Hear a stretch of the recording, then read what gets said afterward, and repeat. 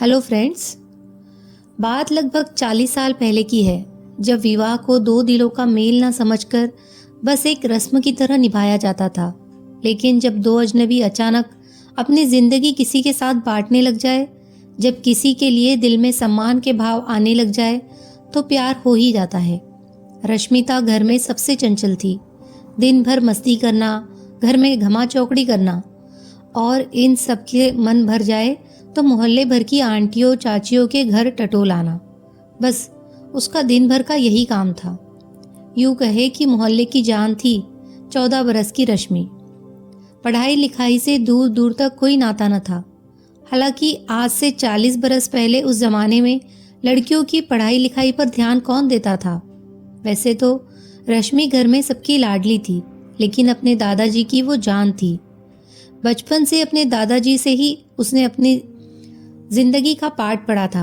अक्सर दादाजी रश्मिता को चिढ़ाने के लिए उससे उसकी शादी की बात करते, लेकिन शादी की बात सुनते ही रश्मिता ऐसे खिंचती मानो आज ही उसकी शादी हो रही हो। एक दिन घर में दादाजी के बचपन के एक बहुत पुराने मित्र दादाजी से मिलने आए। रश्मिता ने उनके पैर छुए और उनके लिए पानी लेकर आई। दादाजी ने रश्मिता का परिचय करवाते हुए रश्मिता से कहा, रश्मि, पहचाना इन्हें? ये वही है हमारे चूरन वाले साथी। दादाजी की बात सुनकर रश्मिता खिलखिला उठी। रश्मिता की खिलखिलाहट दादाजी के मित्र को इतनी पसंद आई कि उन्होंने रश्मिता को अपने घर की बहू बनाने का फैसला कर लिया और वही रिश्ते की बात भी कर ली। अपनी फूल सी बेटी के लिए इतने अच्छे घर से रिश्ता आने पर दादाजी खुशी से भर उठे। अगली बसंत पर बड़ी धूमधाम से रश्मि बिटिया की शादी करने का फैसला किया गया। रश्मि को जैसे ही अपनी शादी के बारे में पता चला, वो फूट फूट कर रोने लगी। उसे लगा मानो उसका पूरा घर, दादाजी और उसका परिवार पीछा छूटता चला जा रहा हो। खैर, ये तो होना ही था। एक 14 बरस की लड़की को शादी के बारे में सिर्फ इतना ही पता था कि उसे अब अपना घर छोड़कर किसी और के घर में जिंदगी भर रहना है। इसी बीच रश्मिता की शादी बड़ी धूमधाम से हुई और रश्मिता की मुलाकात पहली बार अपने पति से हुई और अगले ही दिन रश्मिता के पापा रश्मिता को लेने आ गए। बस फिर रश्मिता का आना जाना लगा रहा, कभी पिहर तो कभी ससुराल, लेकिन पति से अभी तक नहीं बन पाई थी। अक्सर ही दोनों बच्चों की तरह झगड़ते रहते।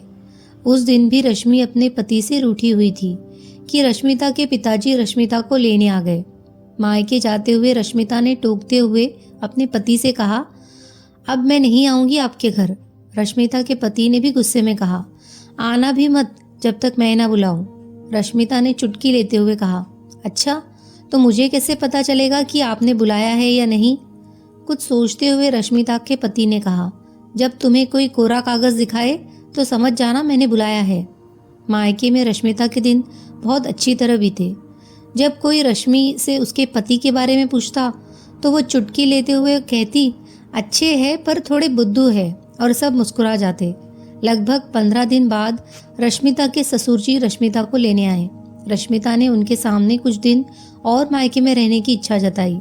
ससुर जी ने भी रश्मिता की बात का सम्मान रखते हुए हामी भर दी। कुछ दिन बीतने पर जेठ जी आए।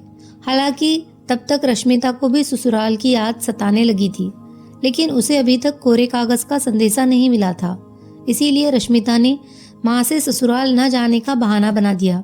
माँ ने रश्मिता को बहुत समझाया, लेकिन रश्मिता ने किसी की ना सुनी। जेठ जी भी चले गए। रश्मिता के ससुराल आने पर मना करने पर सब परेशान थे। इधर रश्मिता के परिवार वाले भी रश्मिता को समझाने में लगे थे, लेकिन रश्मिता किसी की बात मानने को तैयार न थी। किसी को समझ नहीं आ रहा था कि आखिर माजरा क्या है।